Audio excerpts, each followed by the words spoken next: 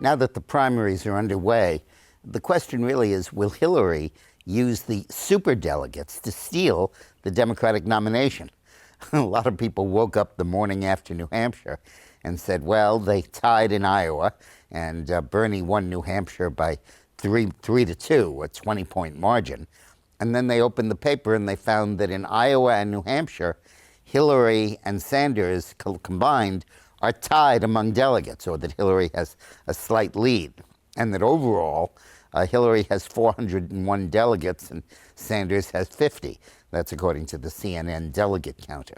And people said, what? What's going on here? And attention is focused on the issue of superdelegates. In both parties, every Democratic or Republican senator or governor or congressman is automatically a delegate to the convention, as is the state party chairman, as are the 2 or sometimes 3 national committeemen selected by each state. So in each party convention, 15% of the vote is cast by, actually a little more, 1/6 of the vote. So 18% is cast by superdelegates, by these folks who are not chosen in the primaries. And they're free to vote for whoever they want. And they're not pledged, they're not committed. And if they commit to one candidate, they can uncommit and go to the other candidate at will.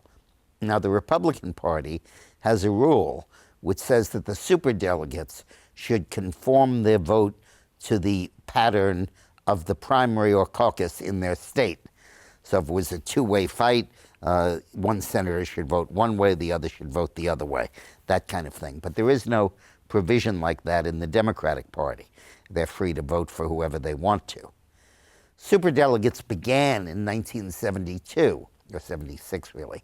What happened was that in the 1968 Democratic Convention was torn apart because Hubert Humphrey didn't enter any of the primaries or caucuses and won the nomination because all the party bosses voted for him, as opposed to McGovern, who was the stand-in for Kennedy, or Eugene McCarthy.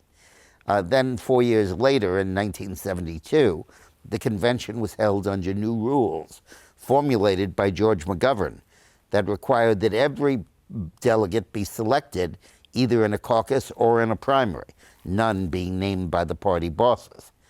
And the Republicans in each year followed the Democratic lead and adopted the same rules for their convention. The problem was that at the 72 convention, none of the party elders could get in because they weren't for McGovern, they were for Humphrey. So Mayor Daley, in charge of Chicago, couldn't attend the convention, and senators and governors found themselves locked out. So in 76, they amended the McGovern rules to say, okay, 5/6 of the convention will be chosen that way, but 1/6 will be through these superdelegates. And here the superdelegates are really the last refuge of a scoundrel. If Hillary loses the primaries, she could still win the nomination with the superdelegates. When you combine the superdelegates with the party rules that prohibit any primary conducted before March 15th to be winner-take-all, they require that all primaries before March 15th be proportional representation. So about a third of the delegates will be selected on March 1st, all of them according to proportional representation. Then some more on March 8th, and not until you get to the 15th, when you have Florida, Ohio, and Missouri, North Carolina, will they be selected on a winner-take-all basis.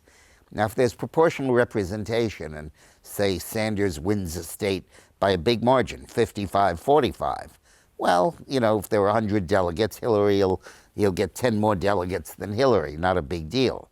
And that can easily be offset by the superdelegates. And when you talk about smaller states like New Hampshire, the superdelegates, there are a Democratic senator, a Democratic governor, a Democratic congressman, a Democratic state chairman, and 2 Democratic committeemen. You have 6 superdelegates, and I think only 12 or 13 proportional delegates. So even though Sanders wins New Hampshire, he probably loses the New Hampshire delegation. So those kinds of rules are still out there and give Hillary a real opportunity to come back if Sanders wins the delegate votes. Now, can she? Legally, she could. Will the superdelegates cooperate? that's another story. All hell will break loose in the Democratic Party if Hillary tries to pull that stunt. And there will be huge outrage mirroring what happened in 1968 when the party was so torn apart that Richard Nixon got elected president. And I think that Hillary will be playing with fire if she does that. The other thought that I have about the Democratic primary is it is ridiculous to watch these guys, the Sanders and Hillary, compete, and nobody mentions, neither candidate nor any of the moderators, any of the questioners, any of the town hall people, nobody mentions that one of these candidates is under FBI investigation and could be indicted before the election and may well have stolen very important state secrets and put them on an unprotected computer and opened them up to the enemy. Nobody mentions that. Nobody alludes to it. It doesn't exist. There's a Democratic schizophrenia about this, a dual reality. So while they're debating the intricacies of healthcare reform and stuff, there's this minor issue, which is that one of the two candidates may have committed a gross criminal violation of law. So if you want to hear more about the Democratic and Republican nominating processes, check out my podcast. It's about half-hour long. I go into great detail in it. And it's available on click on the link that's appended to this video, or go to dickmorris.com, iTunes, or podcast1.com, BODCASTONE.com. Thanks for watching and for listening.